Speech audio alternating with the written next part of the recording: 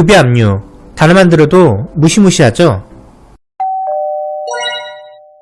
대출금 연체가 되면 처음 몇 주간은 채권사에서도 단순 추심만 합니다.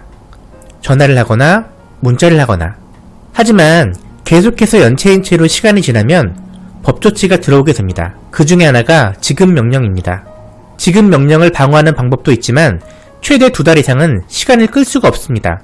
지급 명령이 중요한 건 강제 집행을 위한 사전 단계이기 때문입니다. 강제 집행은 압류나 경매 같은 조치를 말하는데 그중 제일 무서운 것이 급여 압류입니다. 이미 급여 압류가 되고 있는 상황이라면 빚을 다 갚고 채권사에게 풀어달라고 하시거나 개인회생 인가결정을 받는 수밖에 없습니다. 인가결정까지는 시간이 꽤 걸리기 때문에 미리미리 급여 압류를 방어하는 게 좋겠죠?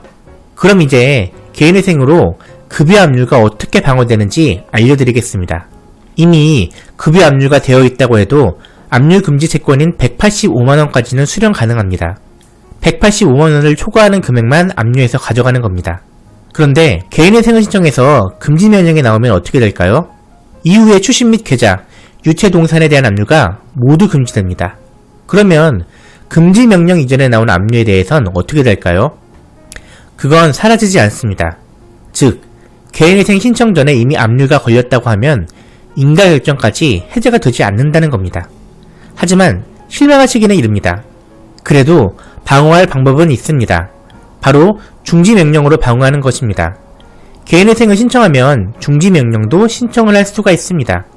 개인회생을 신청한 후 강제집행을 중지해달라고 요청하는 거죠. 그러면 압류금지 채권인 185만원을 제외한 나머지 급여는 채권사에서 압류해가지 못하고 그대로 적립이 됩니다. 물론 본인도 받을 수는 없으니 빨리 신청해서 금지명령을 받아 급여 압류를 피하는 편이 유리하긴 합니다. 하지만 이미 압류가 시작됐다면 어쩔 수 없으니 중지명령을 신청해야 합니다. 중지명령으로 적립되고 있는 급여는 언제 받을 수 있을까요? 개인회생의 인가결정이 나오면 본인 앞으로 걸려있는 모든 강제집행을 무효화시킬 수 있기 때문에 급여 압류 소송을 취해야 하고 한 번에 받을 수 있게 됩니다. 개인회생으로 급여 압류를 방어하는 방법을 정리하자면 첫 번째, 개인회생을 신청하고 금지명령을 받아 급여 압류가 될 여지를 없앤다. 두 번째, 이미 급여 압류가 걸린 상황이라면 중지명령을 신청해서 압류 금지 채권인 185만원의 급여를 수령하고 나머지 차액은 사내에 적립한다. 세 번째, 개인회생 인가결정 이후 압류 해제가 되면 적립되어 있는 급여를 일시금으로 수령한다. 이렇게 정리할 수 있겠습니다. 단, 압류 적립금은 본인이 전부 가져갈 수 있는 것은 아니고 전부 회생 변제금으로 투입을 하게 됩니다. 물론 그만큼 변제금 총액이 줄어드니까 그대로 압류 당하는 것보다는 훨씬 유리하죠. 오늘은 개인회생으로 급여 압류를 방어하는 방법에 대해 다루어 보았습니다.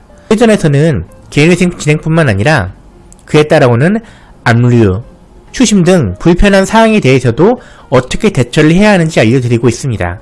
언제든 연락주세요.